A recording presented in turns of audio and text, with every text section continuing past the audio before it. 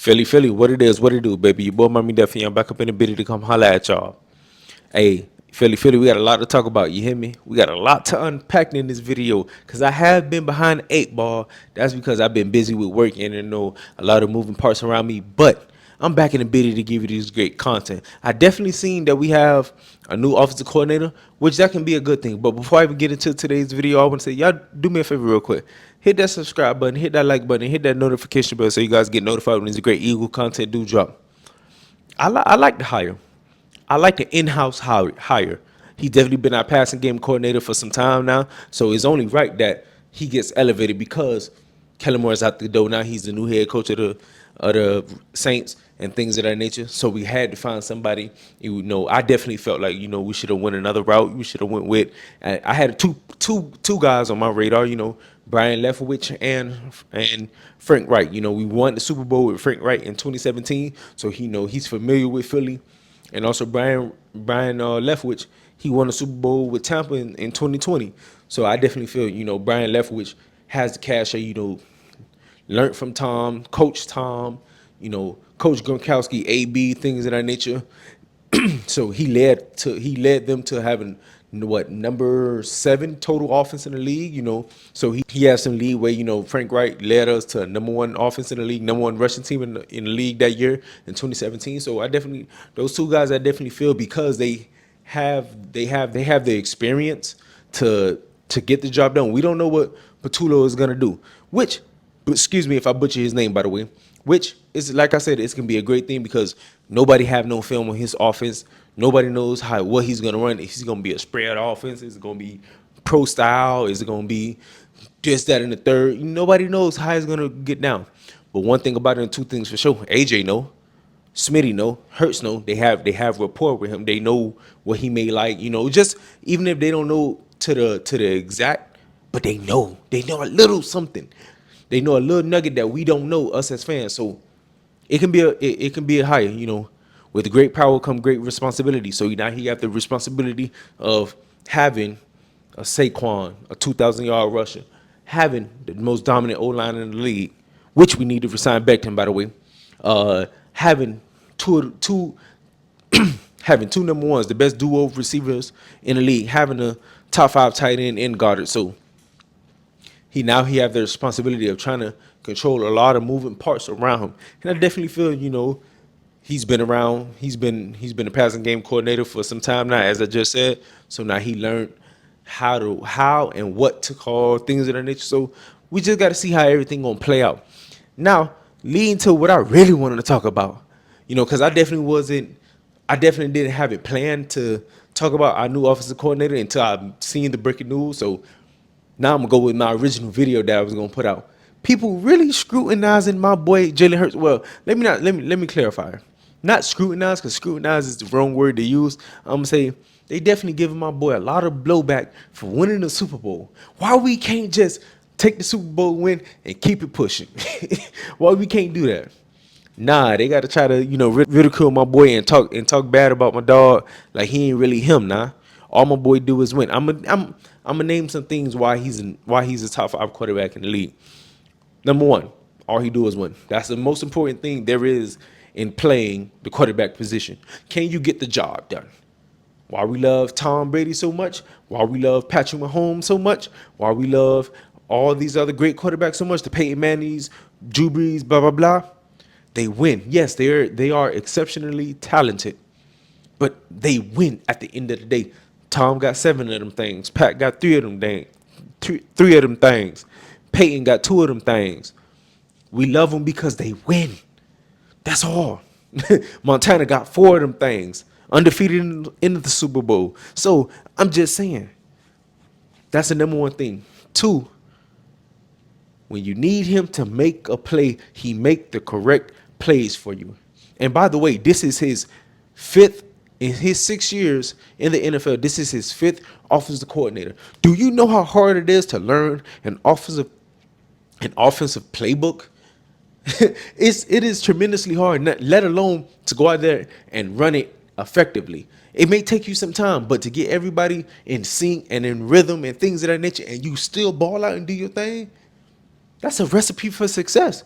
Yeah, he don't have the most glorious your passing yards, the 4,500 yards, the 3,800 yards, the 47 touchdowns, 45 touchdowns, things of that nature. One, he's efficient. He do not turn the ball over, and he make the right throws at the right time, as we seen in the Super Bowl. We seen it in the biggest game of them all. He outplayed Patrick Mahomes twice in the Super Bowl. He dominated twice since he been in the Super Bowl. So that's my third point. I can keep going now. So Dak Prescott was in the same had the same offensive coordinator. Justin Herbert had the same offensive coordinator, and these are the guys that people is gonna put over Jalen Hurts. Because they're talent. They're gonna be talking crazy, right? Who delivered with the same offensive coordinator? I'll wait. My boy did, right? So how can Hurts not be a top five quarterback when all he does is win? And people, another thing somebody gonna throw out, people gonna throw out there. He had a stacked team. This is his first year that he had a stacked team. Okay, shall I remind you? I'm gonna remind you now, because I'm tired of everybody discrediting and talking ish about my boy. First year went to the playoffs first year as a starter. We went 9-7, went to the playoffs. Yeah, so we got dismantled by the Bucks, but it was a growing year. It was a learning year for Hurts. He couldn't read the defense. He couldn't, check at the line and things of that nature when Todd Bowles was blitzing his ass. But he learned from that. Second year got Shane Steichen as his offensive coordinator, and I believe that year Nick Sirianni and I forgot who I think maybe it was Shane Steichen. Yeah, it was Shane Steichen in 21. His first year as a starter. 22, another year under his belt, first time since he been in the league. Since he been in the league, Jalen Hurts only had the same offensive coordinator one time. I'm just leave it with that. 2022 went to the Super Bowl, had the number one offense in the league. We went 13-3 that year, and he was in the MVP front running until he got hurt against the Bears. So what we really talking about? 2023, we had Brian Johnson, which he was horrendous. That whole coaching staff was horrendous. And then 2024, we got Kellen Warren. Look what happened. Boom, Super Bowl. 2 out of the last 3 years was in the Super Bowl. And what did he do when you needed him to do most? Deliver. Top 5 quarterback in the league in my book. I'm just saying. I don't know how can someone that put up these numbers in the biggest game of them all and he don't get no credit like he's real deal, just a top 10 quarterback in the league. Please tell me. People gonna say he had a stacked team. So what about Brock Purdy? Christian McCaffrey, one of the best running backs in the league. Brandon Ayuk, Deebo Samuel, George Kittle, all of these players, a dominant offensive line. Why nobody said anything about him when he took his team to the Super Bowl? When he helped a tremendous, great defense, led by Fred Warner and Dre Greenlaw. Why nobody talking about Brock Purdy the way they talking about Hurts? Oh, because Brock Purdy, Mr. Irrelevant?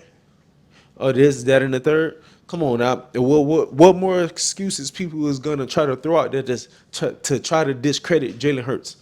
I really don't know.